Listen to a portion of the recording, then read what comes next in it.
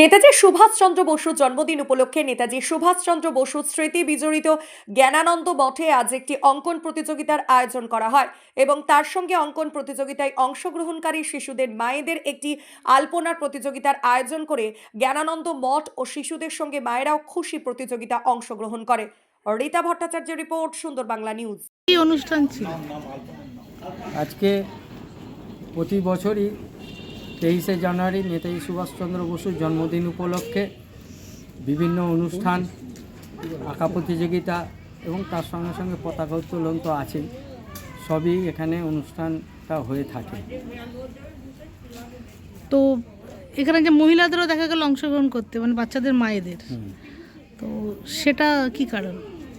এখানে মূলত মহিলাদের আলপনা প্রতিযোগিতায় সামিল করার উদ্দেশ্য নিয়েই আমি এই আলপনা প্রতিযোগিতাটা করেছি।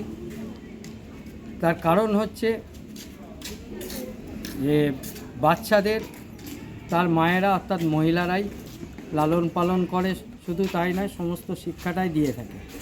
সংস্কৃতিমুখী যদি আমরা মহিলাদের করতে পারি, মায়েদের সংস্কৃতিমুখী করতে পারি, তাহলে বাচ্চাদেরও সংস্কৃতির দিক থেকে অনেকটাই উন্নত হবে এবং শৃঙ্খলতা বজায় থাকবে। সেই দিকে মাথায় রেখেই আমি মহিলাদের আলপনা প্রতিযোগিতায় সামিল করতে পেরেছি বা করছি। আপনার নাম? আমার নাম বিশ্বজিৎ দাস। কতজন বাচ্চা তাও আজ অংশগ্রহণ করলো? আজকে বাচ্চা অংশগ্রহণ করেছে, 4টে গ্রুপ ছিল, ক্লাস 10 পর্যন্ত অর্থাৎ 10ম শ্রেণী পর্যন্ত 113 জন অংশগ্রহণ করেছে এবং এখনও পর্যন্ত আলপনা প্রতিযোগিতায় 33 জন অংশগ্রহণ করেছে। আজকে এখানে বাচ্চাদের আঁকা প্রতিযোগিতা হচ্ছে কি উপলক্ষে? উপলক্ষ মানে এই আশ্রমে যিনি প্রতিষ্ঠাতা নিত্য গৌরবানন্দ মহারাজ, তার সঙ্গে নেতাজি সুভাষচন্দ্র বসুর বিশেষ পরিচয় ছিল। সেই পরিচয় সূত্রে নেতাজি সুভাষচন্দ্র বসু 1930 খ্রিস্টাব্দে আশ্রমে আসেন এবং সে আশ্রমে আসার পরে আমি যেখানে কথা বলছি তার পিছনে তখন খড়ের ঘর ছিল, সে খড়ের ঘরে উঠেন, দুদিন কাটিয়ে যান এখানে। তদানীন্তনকালে দেশ মাতৃকার মুক্তি সাধনে তার যে রূপরেখা তৈরি করার জন্য মহারাজের সঙ্গে এসেছিলেন, আলাপ পরামর্শ করার জন্য আর কি। পরবর্তীকালে নেতাজি সুভাষচন্দ্র বসু যখন চলে যান, মহারাজ স্বামীজিকে তখন পুলিশ অ্যারেস্ট করে এবং তিনি 7 মাস জেল খেটেছিলেন। এবং সেই নেতাজি সুভাষচন্দ্র বসুর শুভ পদার্পণ উপলক্ষে আমরা 23শে জানুয়ারি এখানে বহুদিন থেকেই উৎসব পালন করে থাকি, তার জন্মদিন পালন করে থাকি। তা এখানে তার ব্যবহৃত একটা খাট রয়েছে, একটা খাওয়ার টেবিল রয়েছে, একটা চেয়ার রয়েছে, সেটাকে আমরা জনসমক্ষে আনি এই আজকের দিনে। এবং বিভিন্ন পর্যায়ের বিভিন্ন মানুষেরা তারা আসেন এখানে।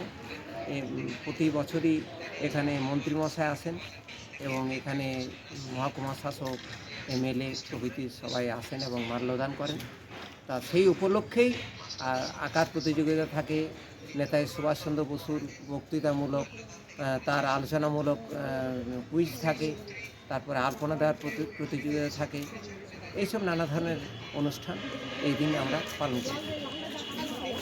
আপনি আজকে কোথায় এসেছিলেন? আমি এইখানেই এসেছি, জ্ঞানানন্দ মঠ।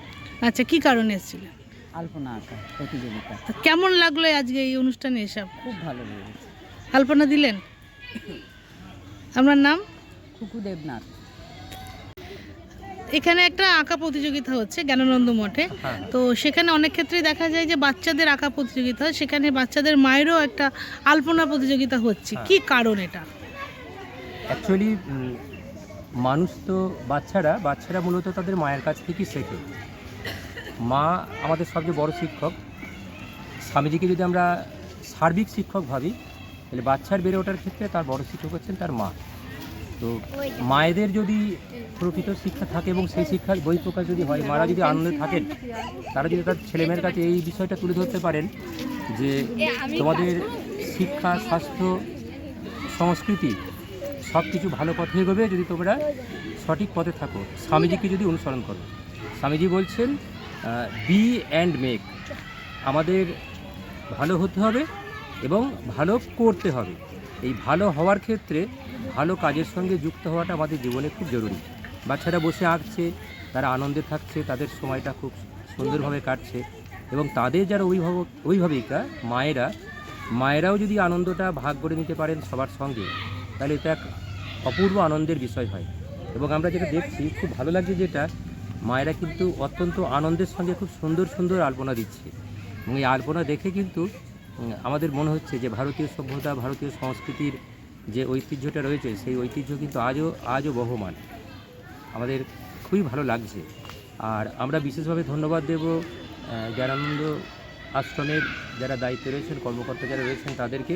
তারা কিন্তু এরকম একটা সুন্দর আয়োজন করেছেন। আমরা বহু জায়গাতে বিভিন্ন অনুষ্ঠান দেখি যেখানে বাচ্চারাই হয়তো কোথাও বা বসে আঁকো, কোথাও বা কুইজে অংশগ্রহণ করে, কিন্তু এই একটা জায়গা যেখানে আমরা দেখতে পাচ্ছি বাচ্চাদের অনুষ্ঠানের সঙ্গে সঙ্গে মায়েদেরকেও বিশেষ গুরুত্ব এবং প্রাধান্য দেওয়া হচ্ছে এবং মায়েরা অত্যন্ত আনন্দের সঙ্গে স্বতঃস্ফূর্তভাবে এই অনুষ্ঠানে অংশগ্রহণ করেছেন। আমাদের খুব ভালো লাগছে ব্যাপারটা দেখে। ন্যূনতম ডাউন পেমেন্ট করে আজই ঘরে নিয়ে যান সালুজা বাজাজ থেকে আপনার পছন্দের বাজাজ মোটরসাইকেল। গাড়ির সঙ্গে ফ্রিতে নিয়ে যান নতুন হেলমেট। কোম্পানির দেওয়া 3টে ফ্রি সার্ভিস ছাড়াও আরও 3টে ফ্রি সার্ভিস পাবেন অতিরিক্ত 2 বছরের মধ্যে। তাহলে দেরি কেন, আজই আসুন সালুজা অটোমোবাইলসে। যোগাযোগ 9547720707, এছাড়াও 6295736188। ঠিকানা Saluja automobiles, Kalna STKK road, Kalna হাসপাতালের সন্নিকট, ইন্ডিয়ান পেট্রোল পাম্পের অপোজিটে।